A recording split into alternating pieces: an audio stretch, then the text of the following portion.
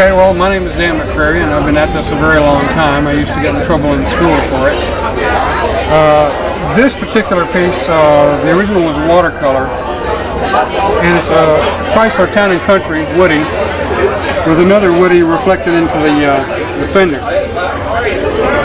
And what else can I say about this? I like to do these like sunrise colors. This is called Woody's at Sunrise, was the original title of the painting. A little bit of orange glow from the sunrise there. This is the official poster, yeah, for the Antiques on the Bay. It's the first time we've done a poster for this show. Congratulations. Thanks.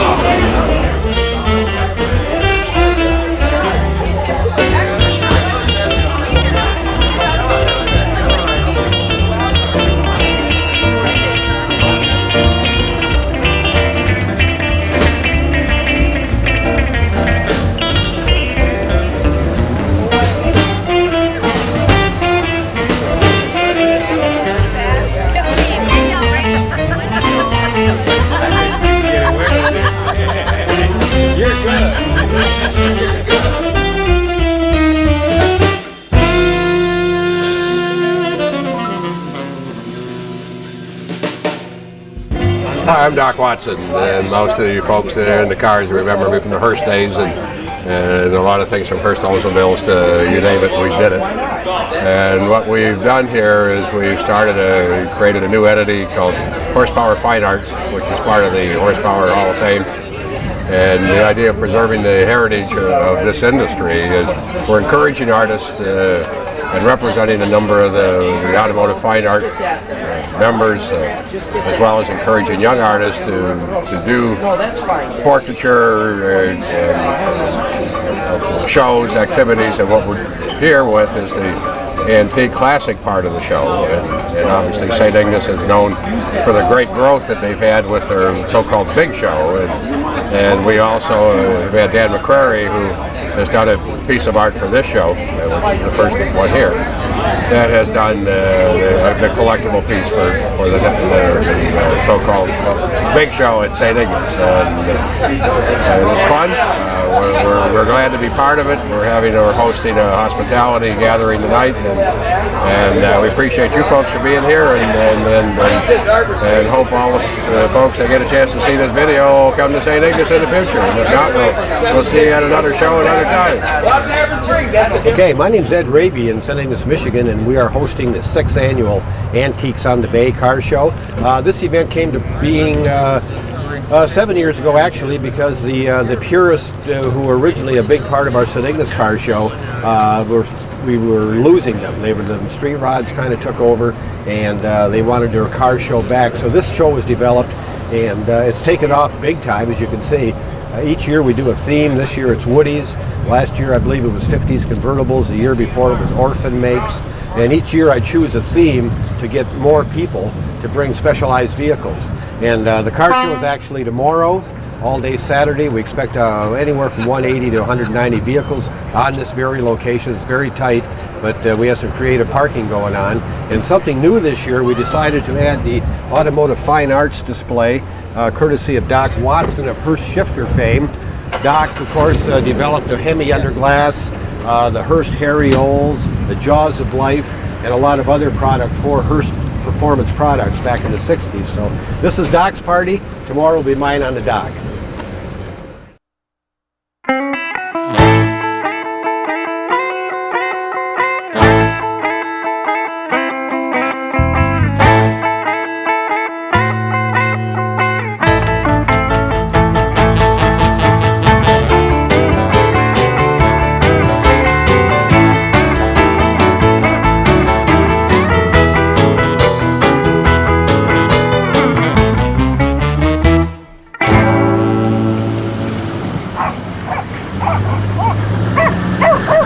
I'm Jack Butler, my wife Ann. We're from Marion, Indiana. It's a 1930 original Model A Ford coupe with the rumble seat. Actually, when we got it, it was fairly well restored, but we had the fenders painted and we worked on the wheels and on it. original colors on it are Kielwani green, which these are, and then the lighter is Brewster green. These are the authentic original colors, at least according to the color chips. And we've had the car about 2 years, and we just love the little thing. Okay, the Model A it's a 4-cylinder, and they're rated at 40 horsepower. Of course, a lot of people like from the distributor wires here are actually strips of brass. The whole thing is it's mechanical. The fuel system on the Model A was gravity fed, so there's no fuel pump in it or anything like that. If you ran low on gas running uphill, sometimes it wouldn't run. I've heard stories of people that where they would turn around back up the hill to get up there. But the engine is pretty simple. The interior they're fairly Spartan. There's not a whole lot to them. They do come with a speedometer, the ammeter gauge, which gives you condition of the electrical system, and the fuel gauge, which uses a cork float. And right under the dash there is the fuel tank, so it's right up front. And you can see the fuel system there and the cable for the speedometer, emergency brake, and of course stick shift. Rumble seat holds about 2 people, although I heard one story of a couple went with their sons to Michigan from Ohio and bought a goat. So I know there's room for 2 boys and a goat in the back of one of these. And of course the trunk, which is an authentic accessory, and we just couldn't get along without that thing. And the steps to get into the rumble seat, you got to be about 8 foot tall.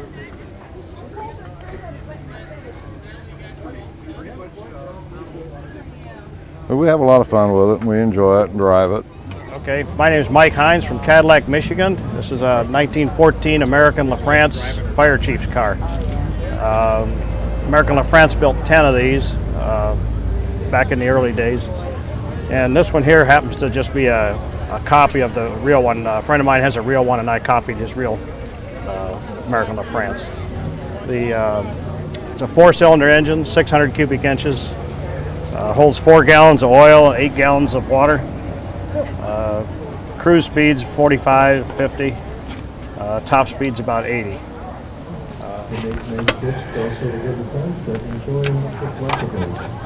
Also, we have the official antique sign.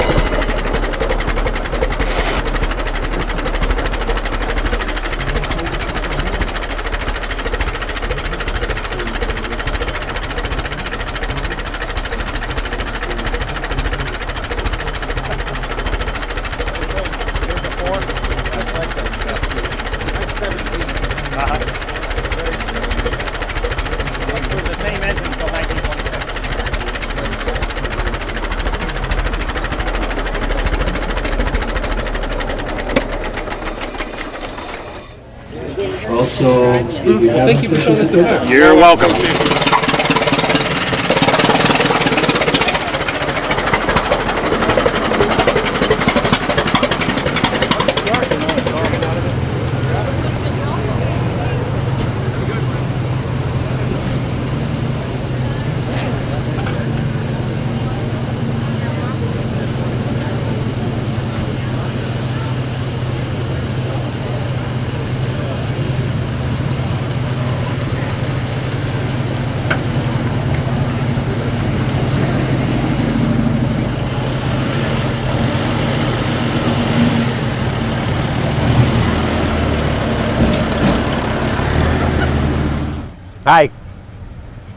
Hi, Jack Matsko from Flushing, Michigan, and my wife Jan.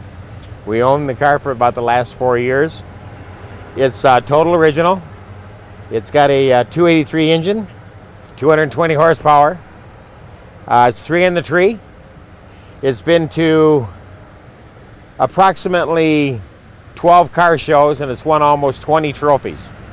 a couple of best of show, a couple of people's choices, and it runs down the road just like a brand new one.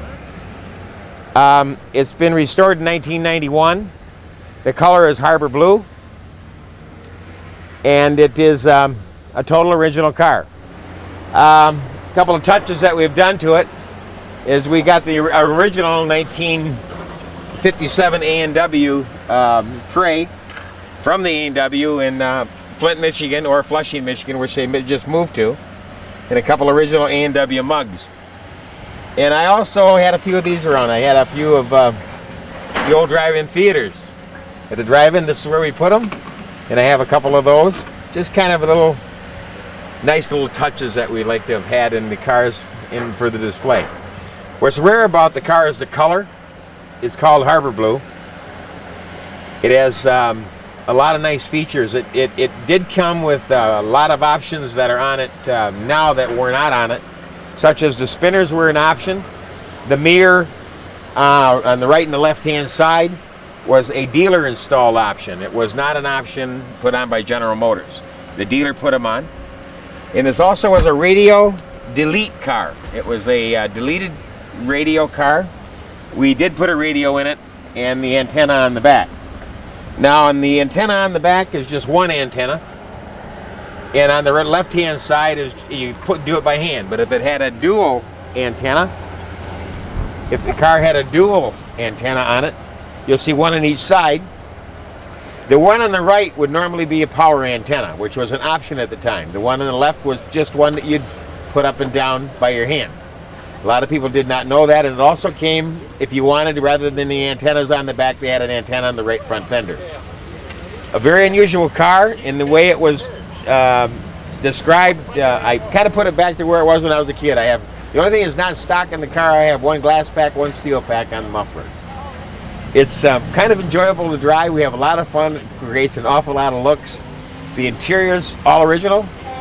The carpeting is all original, and always well maintained, cleaned, and kept enjoyable.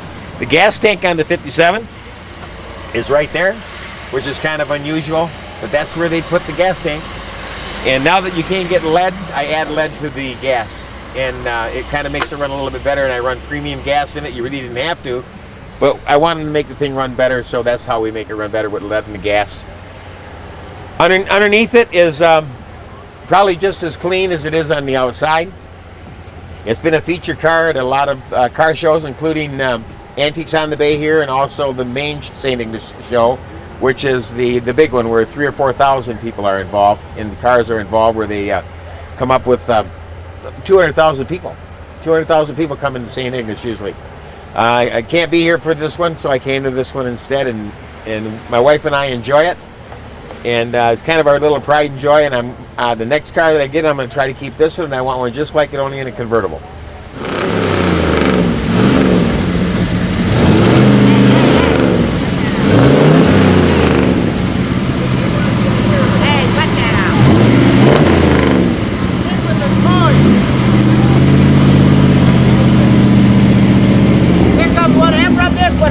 My name's Alan McClay, and from Sault Ste. Marie, Michigan, and the car is actually my mother's. She's 89 years old, and we bought it about 9 years ago.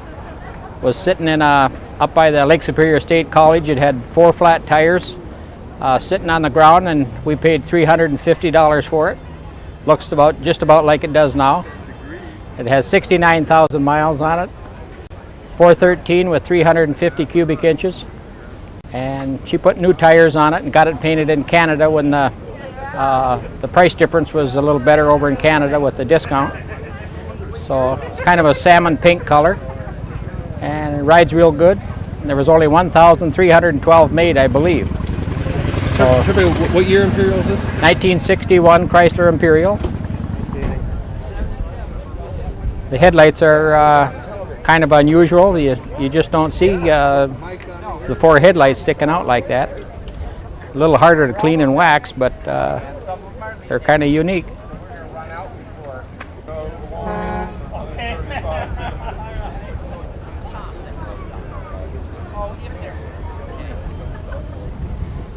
when you take the car in a parade, all the kids yell Star Wars, you know, so it's just kind of a little ahead of time. The engine's a 413 wedge engine, 350 horsepower. When we got the car, the only thing it had was a hole in the bottom of manifold, and put a new manifold on it, and it run good then. So I believe this was the last year for the real high fins, and the car's kind of unique with the way the taillights are, and the back bumper's been re-chromed.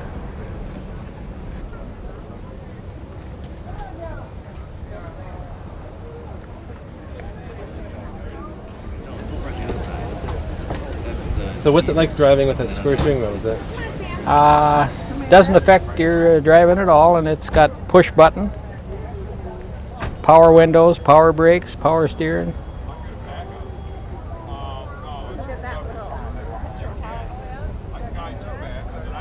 And is this original interior? Yeah, yeah.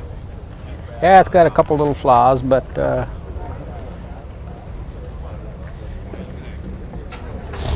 What they say, I'd like to push button transmissions. yeah, torque plate. My name's Irvin Irish, and my wife's name is Carol, and this is a 53 Nash Rambler convertible, and we're from Traverse City, Michigan, and I've had the car about 33 years. I don't call it a restored car, I just call it a maintained car. I drive it quite a bit. It had 40,000 on it when I got it. It's got 90 on it now.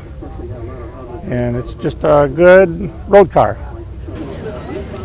What kind of engine do these have in it? It has a 6-cylinder, flathead, overdrive, 32 miles a gallon, 25-gallon gas tank. Have you ever had to do much engine work on it? Or? I overhauled the engine about 25 years ago. And it was painted 22 years ago, the last paint job. It's going on 15 years since you run it? Well, clearly the engine blew up. Yeah. The upper compression rings broke into... My name is Jack Donkers. This is my wife's car. Her name is Wava. I found it here about 10 years ago in the woods deer hunting. I brought it home. She thought I was crazy, but when I got it together, she loves it now, and we go to all the shows. It's a 1958 Metropolitan. I've had probably about 7 so far, and it's a lovely little car. It was made for the Korean wives when the soldiers got home, and they use it as a shopping car. And their motto was at the car lot when they sold them, "Who needs a trunk? It doesn't have one." And that's about the size of that. And we come up here every year to this show. My name is Clarence Smith from Traverse City, Michigan. I purchased this car in 1961 from a gentleman that I used to deliver papers to when I was a young lad. And when he was 94 years old, he decided to sell the car, and I heard about it and just had to have it. And I stored this inside my uncle's building for 25 years before I decided to do something with it, and that's when I started to restore it, and it took me probably, it's an older restoration, probably 3 years to restore it. And this was my first car that I restored. I've restored several since then, mainly Plymouths. Kind of love the old Plymouths. I didn't do I did the mechanical work on this, but I had the details, you know, as far as painting and the upholstery. I hired that done professionally done.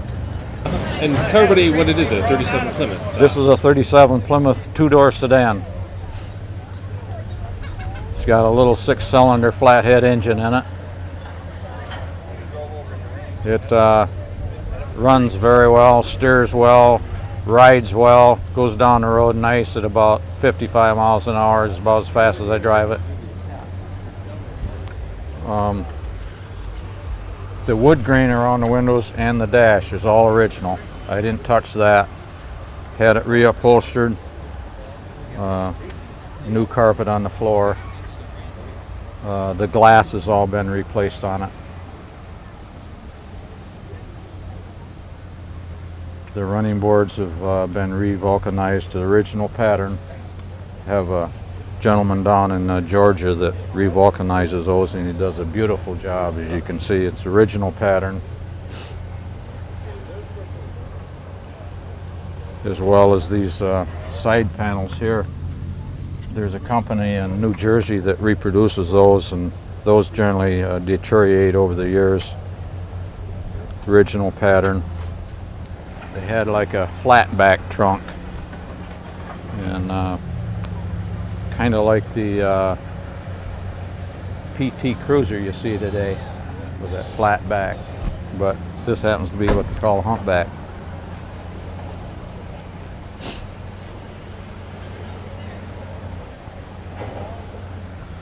It's the beauty of that black when it's cleaned up is nice looking. Okay, my name's Ed Raby with the Antiques on the Bay show here in St. Ignace, Michigan. And to my right is Mr. John Gunnell from Krause Publication. John and I have been friends since, I guess, our very first show back in 1976 when he was editor of Old Cars Weekly, off and on. And now he's in charge of the book department at Krause down in Iola, Wisconsin. And John has passed guest of honor at this event a few years ago, and he's back as honorary chairperson this year. So, John, it's a pleasure to have you back, as usual. Ed, good to see you yes, again. sir. Let me show you what I brought Let's this do year. it. Okay. Okay, this is my old 48 Pontiac. It's one of 3 Pontiacs I have, and I drove it 300 miles to get here. And I drive it 600 miles to get here if I had to, because it's such a great show. And it's a straight 8.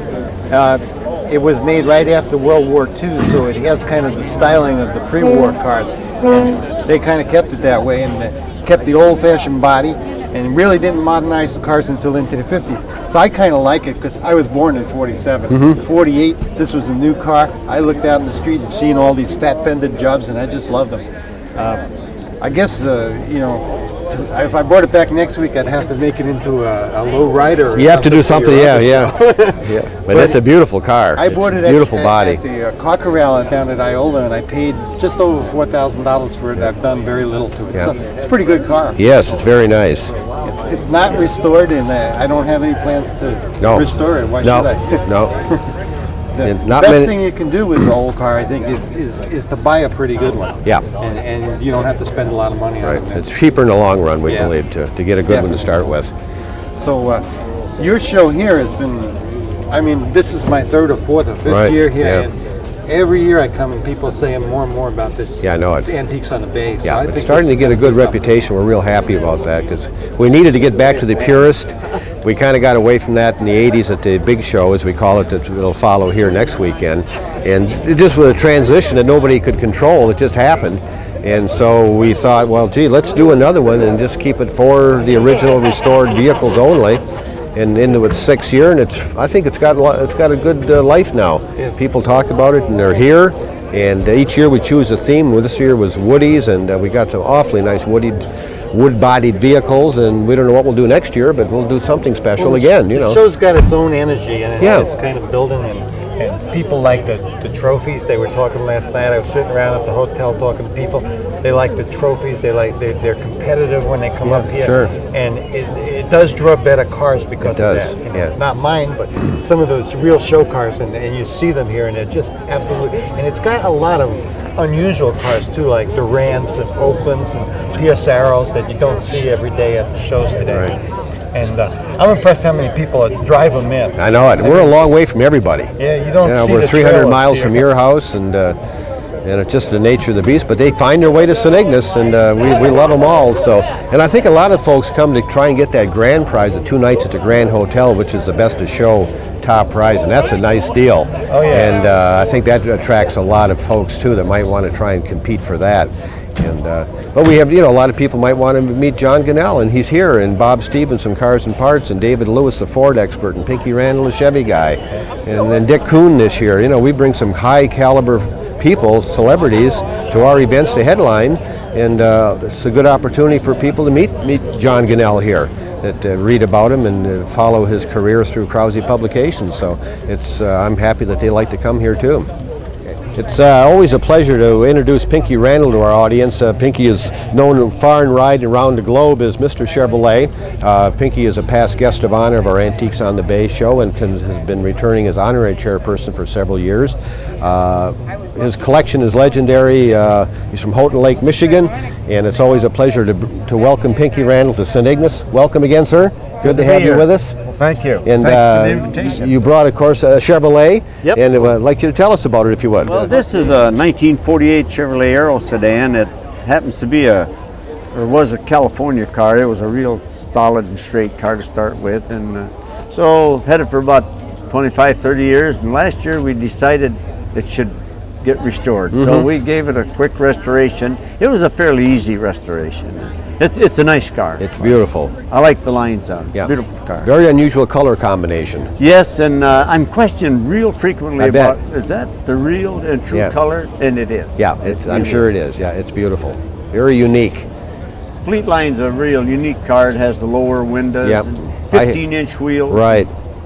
Yeah. Very, very unique car, and a comfortable car.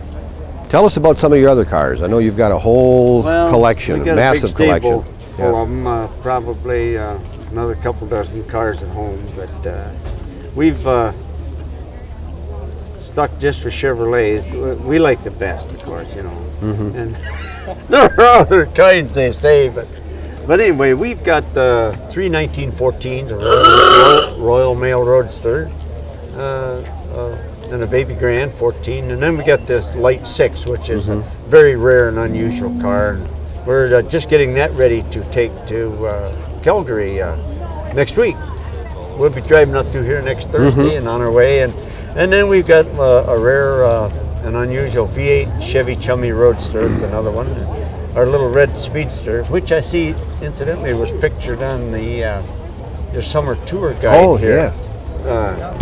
And then we got a bunch of 32s, open and closed cars, and a 38 convertible, and some Corvairs, and then we got a few some first and last, like we had a Cosworth Vega. We sold that one a couple of years ago, but we've got one of the last Corvair convertibles, along with a couple other Corvair convertibles, and then we got the very last 96 Impala SS built.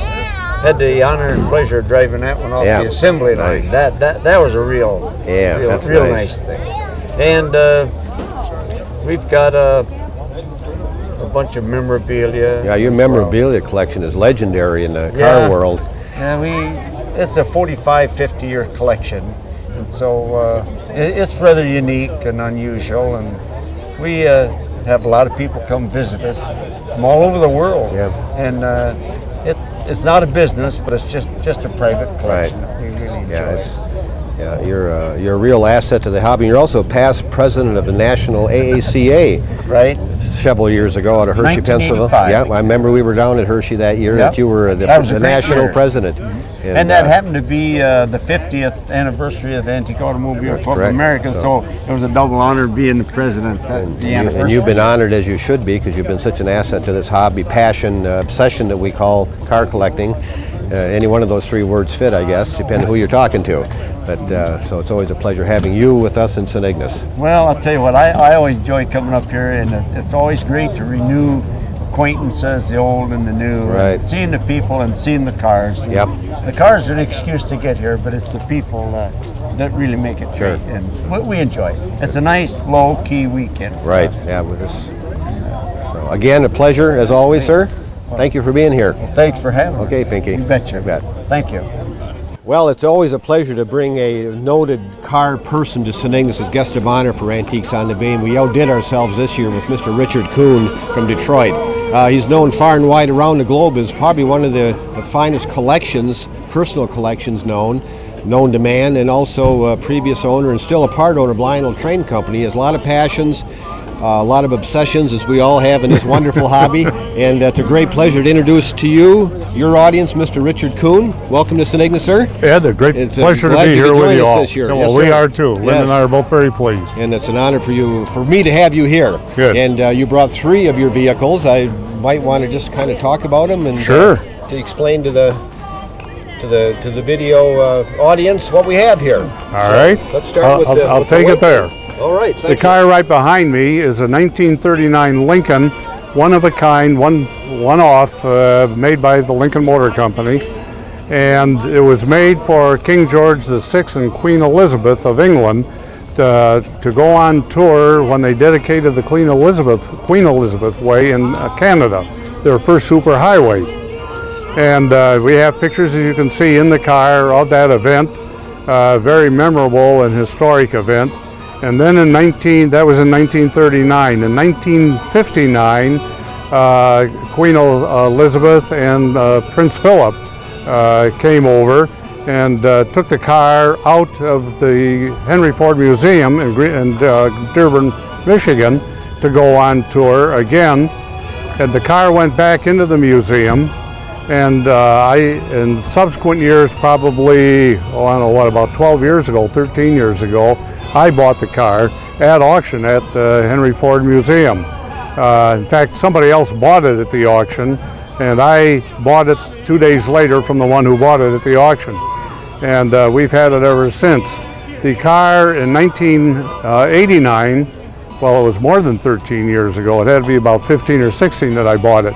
But in 1989, which was 50 years after the original dedication of the highway, the Queen Mother, Queen Elizabeth, came over to Canada to rededicate the highway.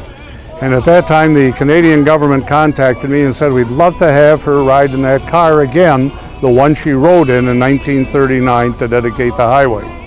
And so we took the car to Canada, and you'll see pictures in the back seat of the car here today of the Queen Mother delivering her address on the rededication ceremony. It had, for the historian technicians, it had 3,500 miles on it when I bought the car. All original. The car is all original, as you see, except for the chauffeur's compartment, which we had to replace the leather and the top on the car. The upholstery in it is all original, the paint is, the engine, everything about the car is original. The next car you see is a 1946 Woody convertible, sportsman convertible Mercury. That car is a very, very rare automobile today. To the best of my knowledge, before the event today, there were only 4 that I knew of that existed. A gentleman came up to me today, and he has one that is being restored. Apparently it's not in very, very good shape and has been hiding away someplace. It's under restoration, I think he said, out on the West Coast. And so that's going to make number 5, if my information is correct on it. So it is a very rare automobile. The body design of it, as you can see, is a very, very classic, beautiful flowing design, and it was very popular during the mid-40s and late 40s, that particular type of design. The next car is a 1934 Duesenberg boat-tail speedster. The chassis is the original chassis of the Walton Speedster automobile, Duesenberg automobile. And that body was not a very good looking body, it was rather cumbersome. And so 30 some odd years ago, a car enthusiast by the name of Bob Gassaway restored the entire car and put on this design body, which is a Duesenberg type design. It's got all the Duesenberg design elements. It looks somewhat like the old Walton Speedster body, but it is more of a classic looking body, a more flowing, beautiful body. And so I bought this car several years ago. The only thing we really had to do was put a new top on and redo the interior leather in the car, but it's a magnificent piece of machinery. Those are the 3 cars I brought here today, and it's been a pleasure, Ed, bringing them here, and I'm looking forward to the rest of the festivities. Yes, sir. It's an honor to have you in what's going to have this? Okay, good. Thank you very much for being here. You bet. It's always a pleasure to bring back Frank Pyler from Lincolnwood, Illinois, who's a founder and publisher of this wonderful publication, Collectible Automobile. And I'm proud to say I was a charter subscriber, have each and every issue in my collection. It's a wonderful piece of work, and It's a pleasure to have you back, sir. Thank you. This is your second trip to St. Ignace. Yes, it is. Past guest Yes, of honor, it is. honorary chairman this year. And it's a whole new, different show, isn't it? It sure is. It's constantly evolving into something else. And we'll talk with the owner of this beautiful Willys Woody, Mr. Al Maynard, in a few moments. But Frank, tell us what's going on. Well, same as usual. We're almost into 20 years of collectible auto, and it's gaining subscribers every day. As far as your show, more and more cars every year. Nice. You've got to have more than you did last year, and there's some beautiful stuff out here. Anyone that hasn't been to this show should come out, as it's a great setting, great location, and terrific people and cars too. Like this Willys. This is great. Yeah, we have the owner of the Willys we mentioned early, Al Maynard. Al, come on up. Al's a long-time friend and a lot of nice cars. I'm Frank Peiler. Hi, Al Maynard. Nice Al to meet you, can Al. Tell us what he's got here with this Willys Woody. And, well, it's a 1941 Willys station wagon. To our knowledge, there's only 2 of them known, and I own them both. Really? The other one will be up here next week. We're going to have to show the 2 of them together. They've only been showing, this will be the second time in their life. I've owned them over 20 years. Wow.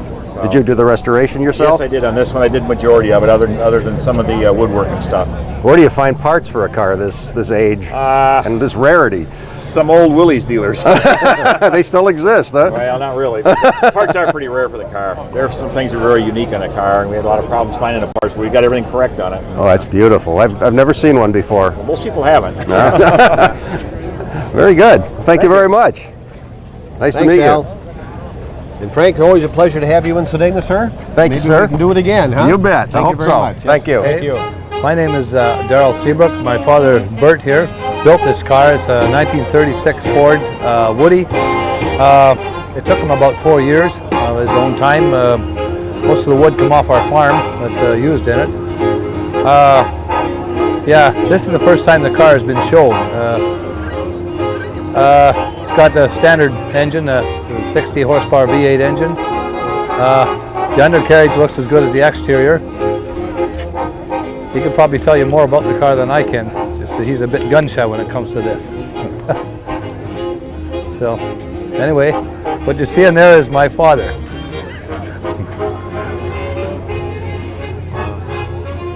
So beautiful. Yep. Yeah. Yeah, that's a good idea. Okay, you ought to have a look at the engine.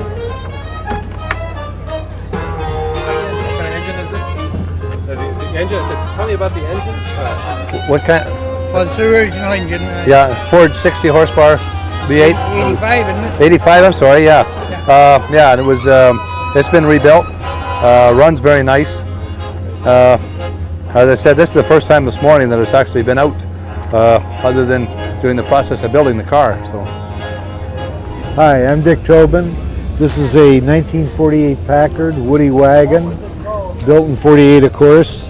There were 1,746 of them built, and this is an all original car. Everything in the car is in original.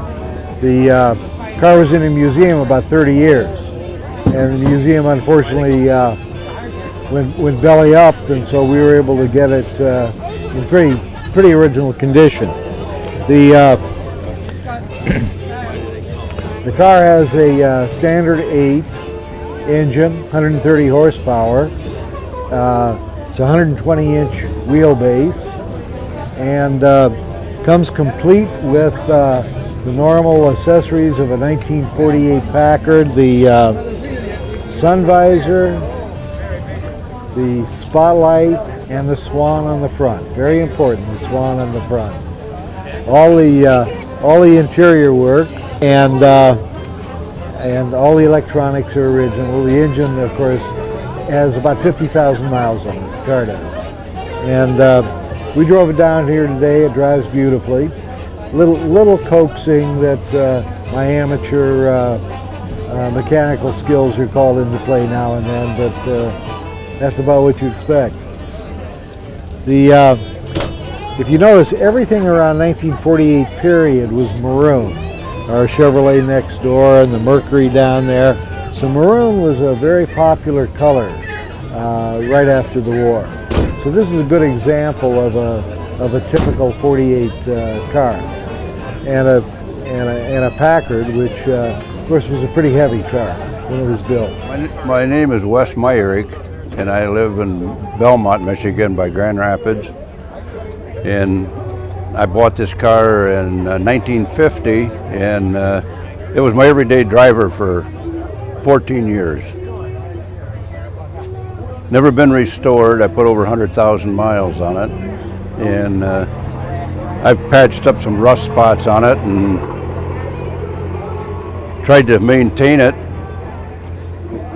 I used to haul chickens in it and fuel oil home for my old space heaters, and I had 6 kids, and of course we took it all over the country, and Mammoth Cave, Indianapolis, out to Dodge City, Kansas. And in fact, when I took it to Kansas, I had my 6 kids, my mother-in-law, my father-in-law with me, as well as a one-wheel trailer. And about 64 or 60, probably 64, I kind of retired it. Since then, it's just been neglected, and 10 years or so ago, I got it out and I put a new top on it and varnished it and waxed it. And well, it was time I got it out and brought it to St. Ignace because they were featuring the wagons, Woodies. The 47 Ford. 47 Ford, yeah. But I've been coming up to St. Ignace. Well, I think this is 26th or 27th year, or whatever the show is this year, the big show next week. And I'm the only one from out of town that have been to all of their shows. So that's quite a distinction. And I've probably brought, I don't know, 18 or 19 different cars in those 20-some years. I have quite a few cars, and I like to bring a different car every year. Tell me a little bit about what other cars you collected, what all you have. Well, the oldest car I've got is a 1914 Rio, and 1923 Franklin. I've got 4 Auburns, 1932 Boattail, Speedster, and I got an XK120 Jaguar. I've got Thunderbirds, Lincolns, Packards, Buicks. I've got 231 Buicks, a 31 Roadster, and a 31 Cabriolet that I just finished. I think I had that up here last year. It was the first time that I've had that out for show.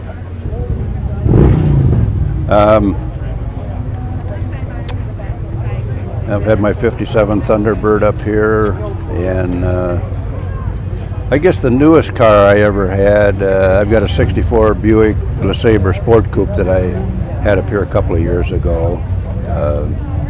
I like the cars in the 30s. Those are my favorites.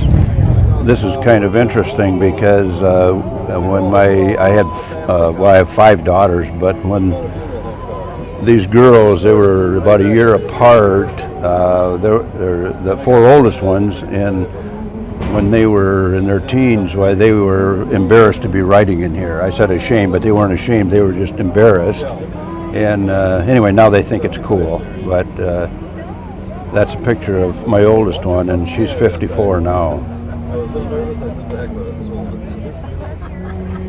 Anyway, I'm glad I kept the car. I've had a lot of fun with it, and I loved it.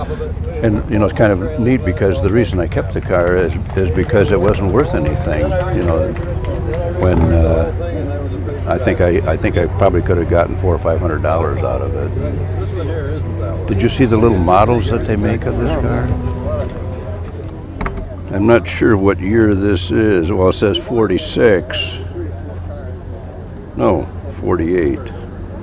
So it's just about exactly like my car. And by the way, these are available at Kmart or any of the stores now. And I just heard the other day that they have them in black. So I'll have to get one that matches my car, but I just think that's so neat. These models are beautiful.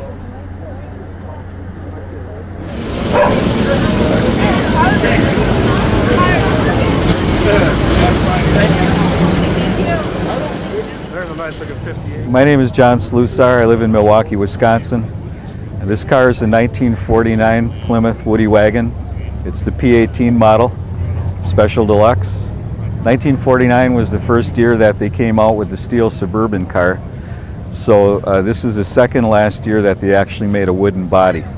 The steel Suburban took its place, and it was a two-door.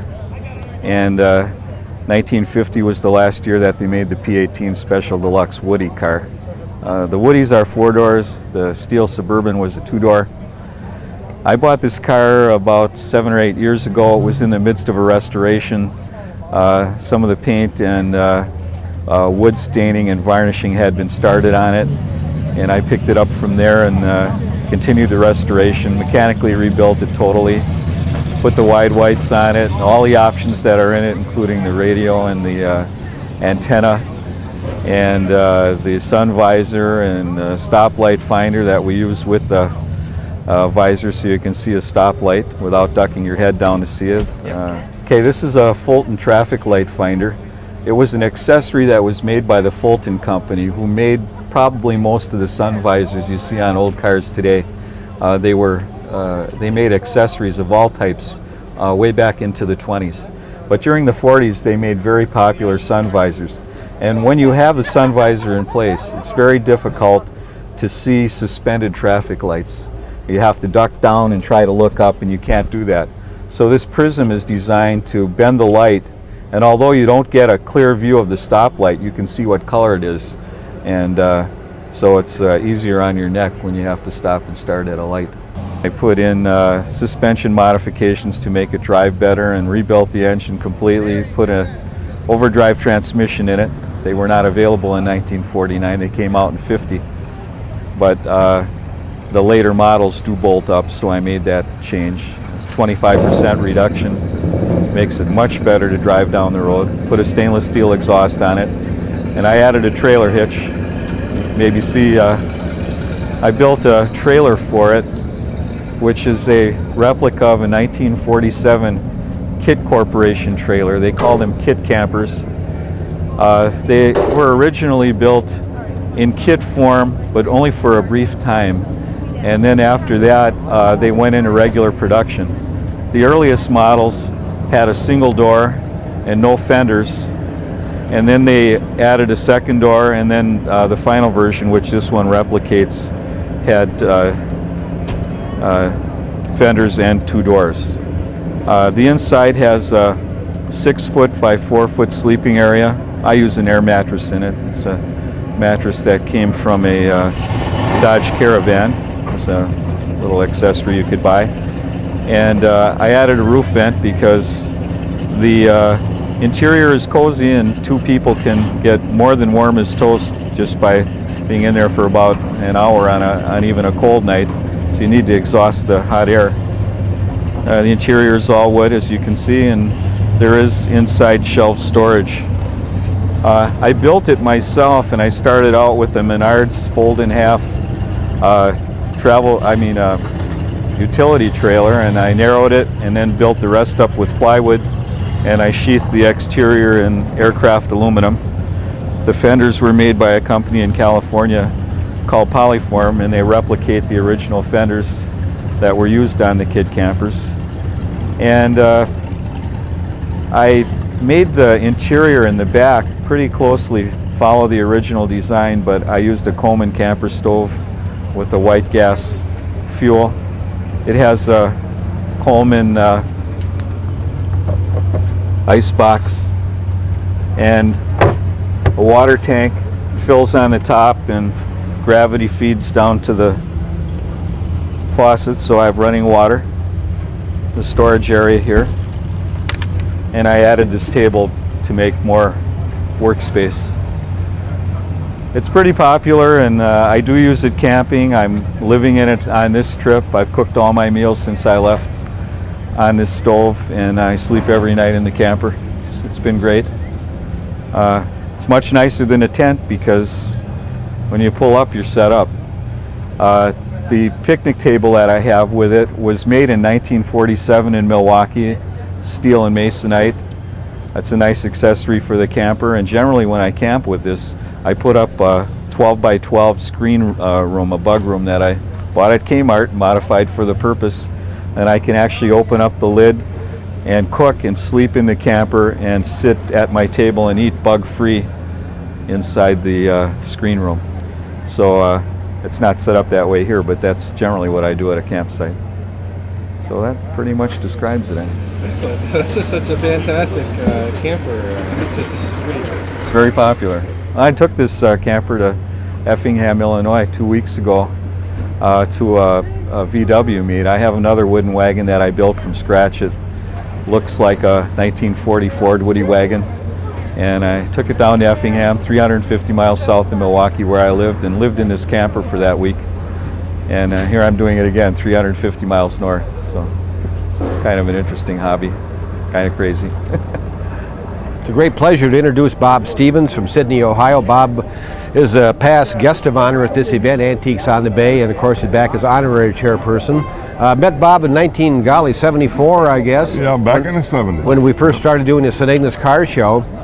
And he covered us like a blanket through the years in his publication. Virtually every issue, month after month after month, had something about St. Ignace. And I really have always credited him with kicking this thing out into the marketplace so people really knew who we were and what we were doing here, thanks to Bob Stevens. So, Robert, a pleasure again to have you with us. Thank you. Yes, sir. It's always a pleasure to be here. It's one of my favorite shows, always has been, along with the big one, which of course is the weekend after this. But Antiques on the Bay is a show more attuned to cars and parts readership. Stock antique vehicles, 25 years old and older, and a beautiful venue up here. We're right on the bay. It's called Antiques on the Bay, and we are here right on the bay in St. Ignace, with the lake out here behind us. Beautiful spot to showcase the cars, and the weather is almost always great, and it's not too hot yet, and not too cold either. It's just car owners are just right at home here. And of course Ed does such a great job making everybody feel at home. And every year there are cars we find here that we just don't find anywhere else. And I always photograph a few cars. I've already got a couple of them in the bank this weekend for feature treatment. And of course we probably shoot about a third of the cars here and feature them in our show reports in about 2, 3 to 4 issues in a row. And there's always quality cars here.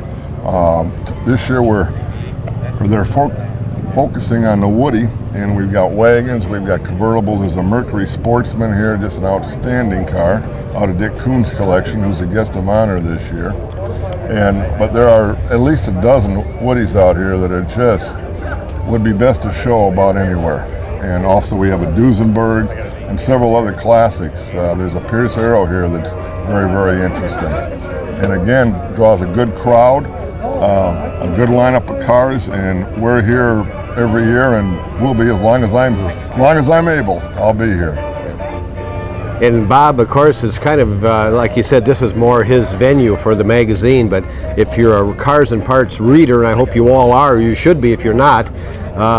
Bob has done up to 4 or 5 consecutive issues on a recap of Antiques on the Bay, which in turn he's recreating another big show for us. That's what he did in 1974, 5 and 6 with our earlier show, our hot rod, which turned into a kind of a street rod show. So Bob, you've been instrumental in our growth, both shows. And this show here is growing at about the same pace as the original. And at the same location too, the very same spot. Right here in the same spot. Right, so we're going to create some more magic. And thanks to Bob Stevens. Thank you very much. Yes, sir. When we decided to do another show called Antiques on the Bay, I decided early on to do a theme each year. And the obvious theme for the first year was Ford. And my obvious choice was Dr. David Lewis, because there are experts and there are the experts. And Mr. Lewis is the expert on Ford, without a doubt. So I called, and by golly, he accepted, and he came up and was our very first guest of honor. Been back other times as honorary as he is with us this year. And it's, the books, many books authored by David, as well as a monthly article in Cars and Parts called Ford Country, of course, been running for a long, long time. And it amazes me every issue I read how much more stuff there is on the Ford family that I read about through David. So it's an honor, sir, to have you in St. Ignace. Well, thank you. And welcome Ed. once again. Pleasure. Yes, sir. This is my 4th meet, and I well remember the first one when we had perhaps 27, 28 cars. You said at that time, Ed, that the number would grow, and it has grown indeed. And it deserves to grow because of the scenic location in which it's located, the way this meet has been nurtured through the years, and the opportunity to see some very fine cars and some very fine people as well. I look forward to returning to this meet in the future. There are only 2 meets in the country that I really have on my must list. Hershey is one, and this is another. You've got a fine meet, Ed. Thank you very much. Very much. Thank you. Hi, my name's Tony Placido. I own a 1973 Chevy Monte Carlo. This is it. I'm the original owner. Believe it or not, I had to order this car back in '73 in order to get a full vinyl top with a bench seat and what they called sport mirrors at the time. It's got 46,000 miles, original miles are on the car. This color, believe it or not, is called silver. And it was really sharp at the time. These were called deluxe bumpers, and we also had the bumper guards, which really kind of set off the cars. '73 was the body style change of the Monte Carlo. The first Monte Carlos were built in 1970. 70, 71, and 72 were the square model, and 73 through 85 were all keyed off of this body style here. It was redone in 1990, where we did a complete restoration on it because they started getting some of the bubbles under the vinyl tops. So we took the body completely off the frame and redid everything, so I wouldn't have any problems after that anymore. The interior is all original. The exhaust system is original. The shocks on this car are all original. The motor is an original 350 V8, nothing modified.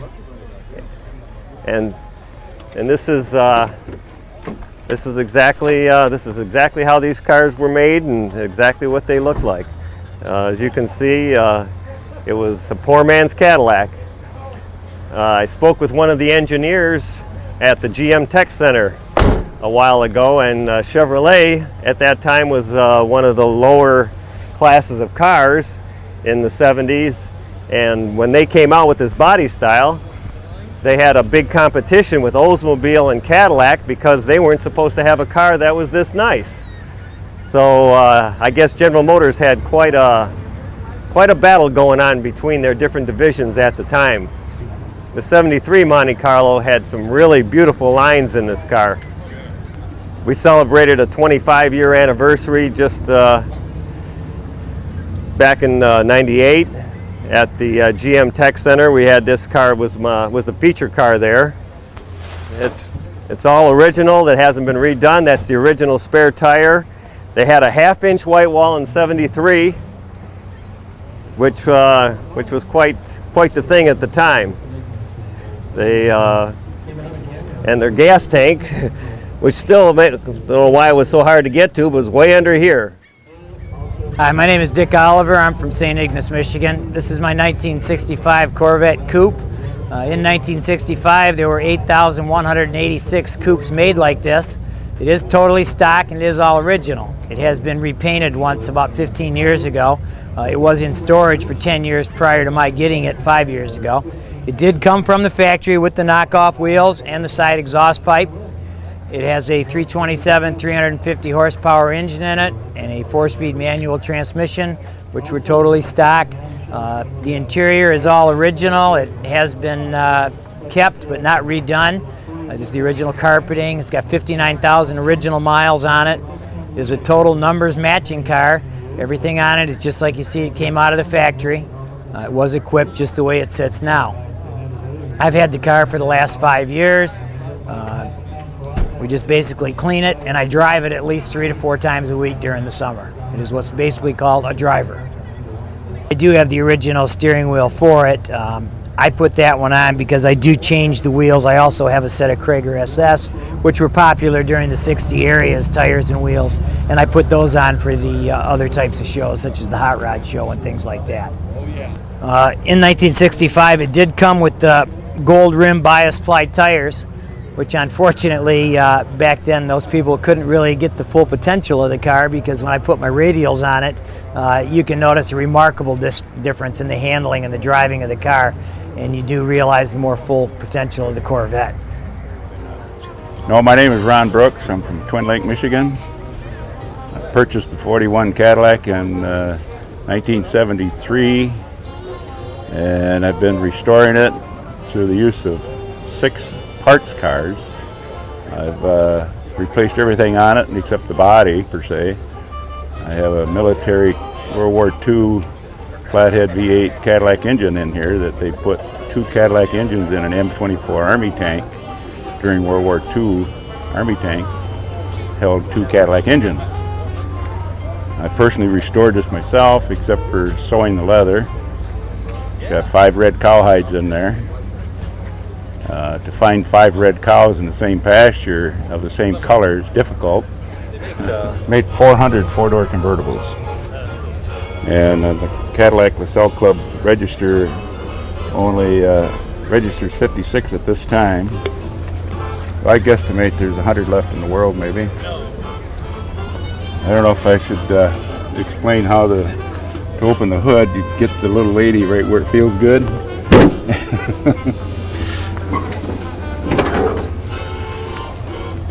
And you'll find that, being it's a military stock, brand new tank engine out of the crate, it says Cadillac motor on the head, which normally they wouldn't do. But I converted this back from military version to the Cadillac version.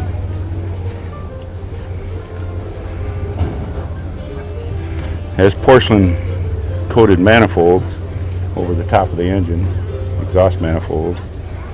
It has an add-on factory accessory oil filter. It did come with automatic windshield washers. And this engine came out of a tank, or it was made for a tank? Came out of a Made crate? for one. I found them in the crate. I found 3 of them in the crate. But, military stock, you know, or what do you want to call it? But it's never been in a vehicle before. And so I, as a retired mechanical engineer, I have the mechanical aptitude per se to convert this back to an automotive Cadillac. Had to change the oil pan, the intake manifold, and the water pump. And basically, it's a short block brought back to an original Cadillac engine. And they run sweet and quiet. And they'll cruise all day, 65, 70 miles an hour. Other than that, it's a great car to drive. Gets down the highway smoothly, and I've had a lot of fun. That's just my hobby. Right now, presidential.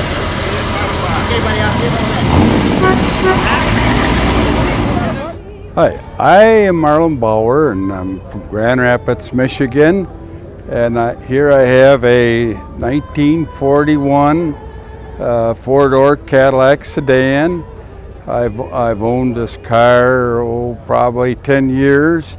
First started out owning it with my older son, and eventually he bought another car, and so I bought his half and have been working on it to some extent during that time, and I've taken many tours with it. We were in the Upper Peninsula on a 10-12 day tour, and I belong to the Cadillac LaSalle Club of Western Michigan, and I'm up here from Grand Rapids with my 2 boys and the rest of the club. Engine-wise, mechanically, it's in pretty fair shape. It's a good runner. It goes along at highway speeds. It does a nice job on the road. Of course, as the case with a lot of these older cars, It takes constant going over, and it always needs something done, but I enjoy it. We have a good time with it, and it's fun to drive on the road. My name is Howard Galloway. I the owner of this 63 Studebaker Cruiser, and I've had it just a little over 2 years now, and this is basically the way it was when I bought it, except for a few minor things like brakes for the front. Maybe it has a 289. That's Studebakers, or called a Y block, and it seems to run fine. Speedometer shows 67,000, but I couldn't get any proof on it, but it seems to run real good. And it was stored before I had it. A fellow had it stored, and then it was brought to Michigan from Oregon, and he sold it to one other fellow that had older cars, and I just saw it sitting there one day, and I kind of got intrigued by it. I drove it a little, and I turned her out a few days later and went back and bought it from him.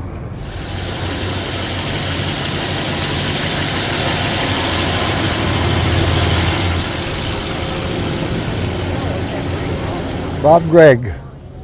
I'm from St. Ignace here now. I live here. But I did live in Homer, and I was fire chief down there for 38 years. And with this truck too. And when I bought this truck from the village of Homer, I put it back in just as close as it was when it was bought new. And it was bought and it's a 1920 Chevrolet chassis. That's what it is. Yeah. And when did you buy this truck from them again? Oh God, I couldn't tell you. Yeah. Better than 20 years ago, because I've been up here 20. And then we've been working on it, getting it just like it was. That motor was taken out of there and taken to Lansing. It went right through the shop there, the motor shop. They put it back just like new, everything. And we put it back in this. Well, thank you for showing the truck. Very nice truck. Yeah.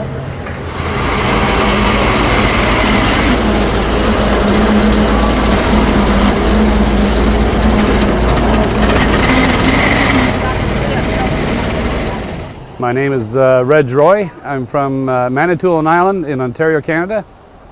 And this is a 1957 Buick Riviera, 4-door hardtop. We purchased the car on eBay from North Dakota.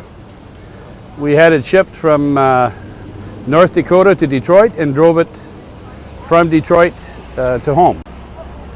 It's everything on the car is original. It has 49,000 original miles on it. We've had some transmission work, but all the brakes have been done.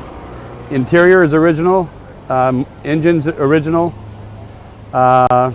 It's been painted once. Other than that, everything else is original. Is this the original color and all that? This is the original color. It's called mint green.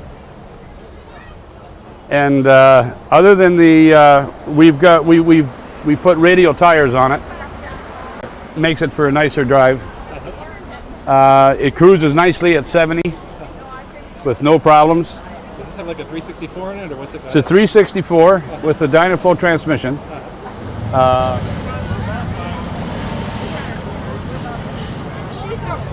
a runner. It's got the 3-window treatment in the back. Yeah. That's right. I'd hate to break one of those.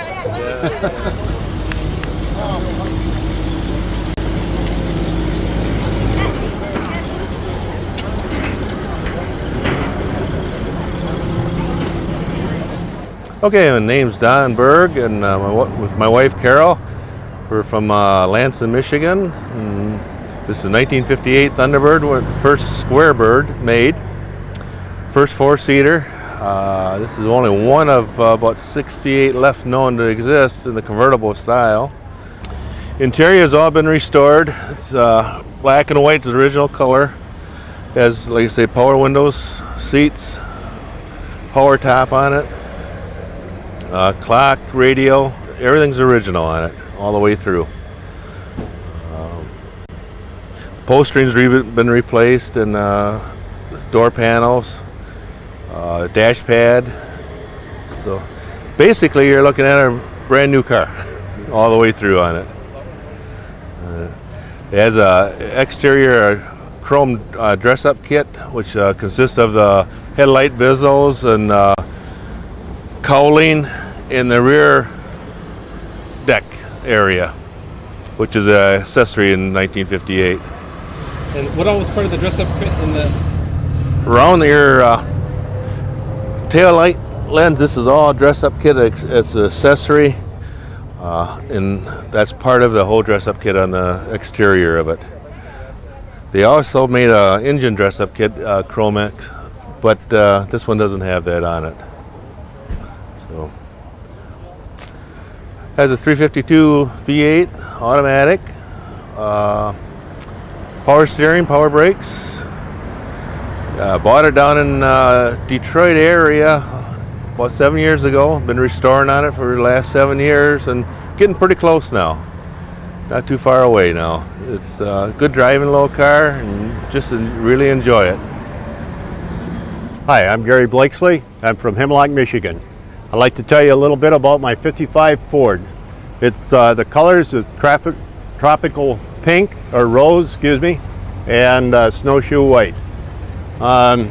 It's one of those cars that everybody talks about where they found it in a garage somewhere. The only trouble was, when I found it, it was in bad shape. I did a home restoration on it, ground up, and it took me 6 years. It was a lot of fun. It has a V8 engine and a Ford automatic. The interior matches the exterior colors of the car. They are all done originally, or original restoration on it. Is it all new upholstery and everything? Everything is new, but everything is in the original style. It's a good cruising for the freeway. Good car to. Most of the time, the car is trailered. We do drive it a little bit, but not near as much as what we should.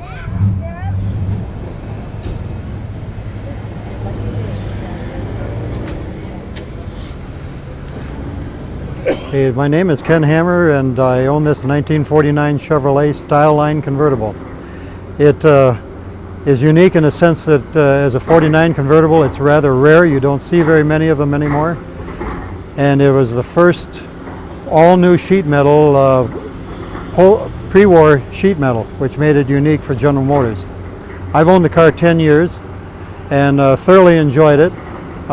It's more for show than it is for go. I drive it a good deal in the summer months, but in short distances, just to maintain the usability of the vehicle.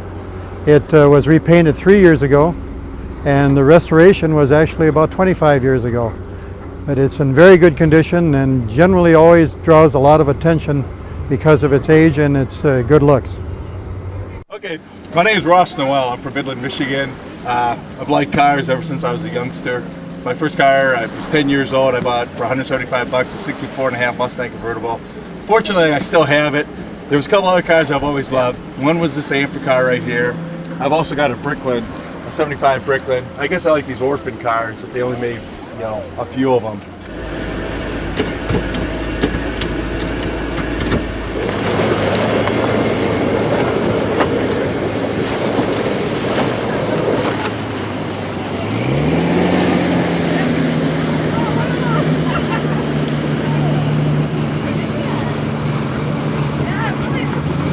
So you use the regular steering wheel, and now I'm going to put us in the forward.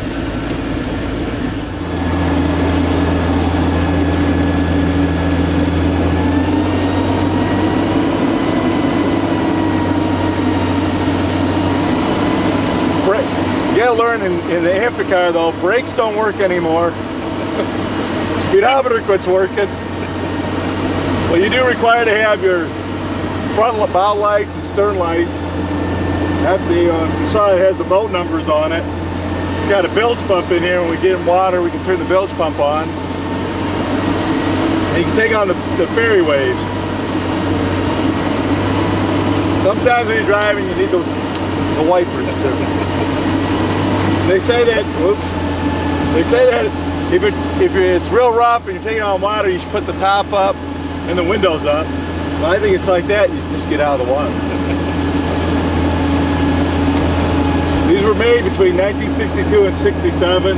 They used a Triumph motor in them, a little 1247cc. They said top end in the water is about 7 knots. Top end on the land is 65, 70 miles an hour.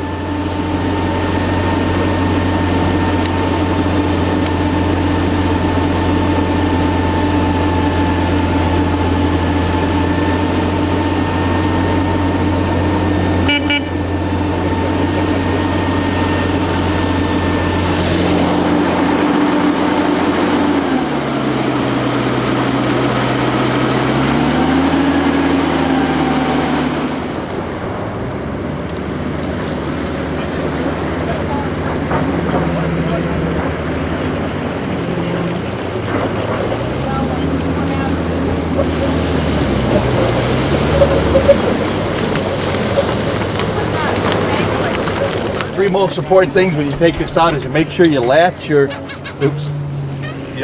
doors, you tighten down your hood and your trunk here, and make sure there's a bilge plug. I guess it's your bilge plug.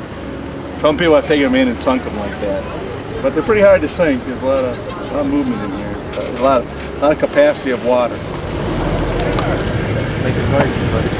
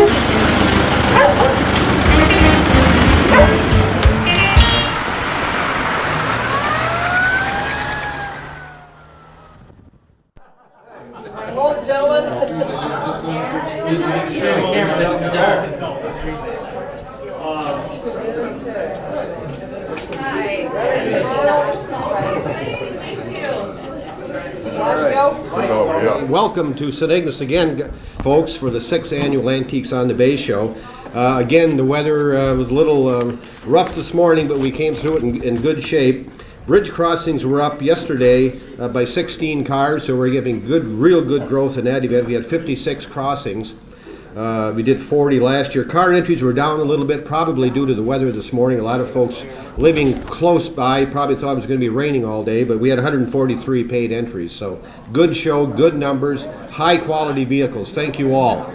I'm going to introduce at this time a man that I've admired for many, many years. He has 144 cars in his own private collection. As of today, that could change on his way home, as Linda says. It's a real privilege to bring Dick Kuhn to St. Ignace, Michigan as our guest of honor. Mr. Kuhn, would you come up front, please? Thank you very much, Ed. You know, honors and awards and so on are going out to a lot of people here tonight. But I would like to say to all of you should be honored for participating, bringing your great vehicles, and having a wonderful 2 days here. So why don't y'all clap and say great job to all of you, okay?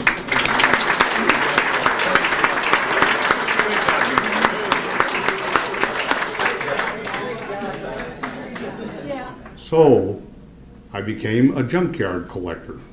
We went around to the junkyards in Cleveland, Nick and I did, collecting a part here and a piece there, a fender, whatever. Brought them back and we started out in the yard putting this car together. We wound up with a 1923 Model T Touring that what we did, those of you who have Model Ts know about the coil and how you can ground it out on the car and have fun with it. So we did that with this Model T, and we had a switch under the dash. So when the buddies, guys from the and gals from the school would come out and lean on the car, and especially as I said, on a rainy day, we'd flip that switch, and boy, their hair would go right up on it. Let me tell a quick story. I told him that I'm going to tell a story about him that he doesn't know about, he doesn't remember. In classic car judging, the car has to run on the field. Drive it, and then you have to have the car running. The car was running on the field. The judges were standing there. Hank Seitz was standing at the front, and of course there was no mercy on anybody from Hank, as you know, Hank. And the car quit. Came charging across from about 5 cars down. He dove under the hood. Buck went under the dashboard. The car had a little plate in there that you screwed together to cut off the battery. And he found it. He said, whoop, whoop. He says, it arced right there. He said, that's what the problem is. We can get it running. That was my first meeting with this guy. And I have something for you from the city of St. Ignace, and it gives me great pleasure to present you a key to the city of St. Ignace. Thank you for coming. Thank you, Mr. Mayor. Okay, best of show. 2 nights at the Grand Hotel, including meals and all of the perks. It's an awesome place. It's a dream that most people never fulfill. And this year it's going to entry number 61 from Sparta, Michigan, Charles Blumstrom and his 31 Buick Phaeton. The judges chose this car as the best of show. Is he with us tonight? We will see that he gets his certificate from the Grand Hotel as well as his award. Thank you all, and good night.